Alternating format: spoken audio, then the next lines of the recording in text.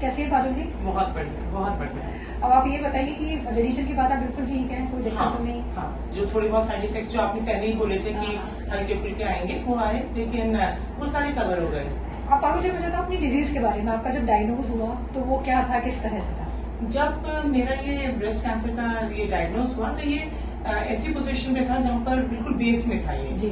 और उसको डिटेक्ट बड़ी उससे फिर वो बहुत सारे टेस्ट वगैरह हुए और सर्जरी के बाद फिर मैं आपके पास आ गई। मतलब मेन ये भी है कि जब आपका जो ट्यूमर था वो ब्रेस्ट के नीचे वाले पार्ट में था। हाँ, जो कि लोगों को बड़ा मुश्किल होता है डायग्नोज करना और समझना। बिल्कुल बिल्कुल बिल्कुल, और बहुत ट्रिकी सिचुएशन थी और बल्कि हम तो ये सोच रहे थे कि रेडिएशन में बहुत दिक्कत आएगी, लेकिन आपने बड़े अच्छे से मेरे को प्रोन पोजीशन में करा के, हाँ, क्योंकि एक तो मेरे को थोड़ा हेवी ब्रेस्ट थी तो उस वजह से भी आपने बोला कि आपका वो साइज क्या था ब्रेस्ट का? मेरा 42 जी, तो बहुत हेवी था, तो उसमें आपने ना लेकिन उसको बहुत अच्छे से टैकल किया।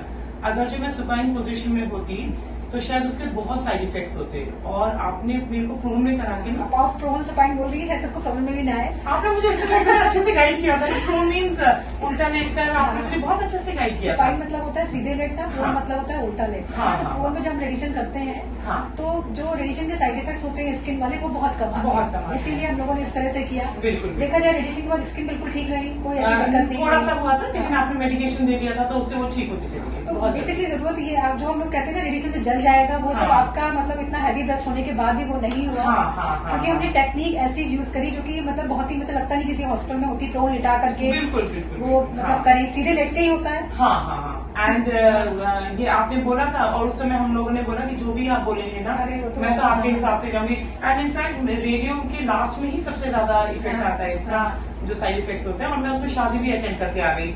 लेकिन आपने मुझे ना बहुत गाइडेंस दी थी कि एक तो एक्सरसाइजेस करने के लिए कि मेरे हाथ के मूवमेंट्स रेस्ट्रिक्ट ना हो जाए, और आपने बोला था एक डाइट आपने मेरी बहुत अच्छे से कंट्रोल करी थी, और आपने बोला था कि इसमें पसीने नहीं आ रहे हैं, तो सारी चीजें ना मैं तो आपके हिसाब से उसके हिसाब से मतलब बहुत अच्छा रहा। तो मतलब यही है कि टेक्निक बहुत सारी है, उसको अच्छे से फॉलो करें। बिल्कुल। तो ब्रेस्ट कंजर्वेशन करना चाहिए ताकि लाइफ आपकी आगे बहुत अच्छी है। हाँ, बल्कि हम लोग पहले ये सोच रहे थे कि शायद आप पूरा का पूरा ये हटाएंगे, लेकिन आपने उसमें मैसेक्टॉमी के लिए नहीं गए और आपने उसमें कंजर्वेशन करा दिया।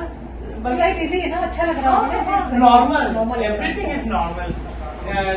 मैं तो शादियां भी अटेंड करी हैं उस दौरान, और आपने मुझे, आप बल्कि ये बोलते थे कि ना एक पसीने के लिए एक छोटा पंखा ले लो और उसको पसीना मत आने दो उस जगह पर ना, थोड़ा सा वो ट्रिकी एरिया वाले पे था, तो मेरा आपने बहुत अच्छे से हाँ, आपने मेरी जर्नी बहुत स्मूथ कर दी। बहुत अच्छी बात है पारुल जी, आपकी जो बातें हैं मुझे लगता है लोग सुनेंगे तो वो फॉलो करेंगे। बिल्कुल, जो छोटे छोटे पॉइंट्स है वो हमें फॉलो करने हैं। बिल्कुल। और thank you so much. Thank you so much.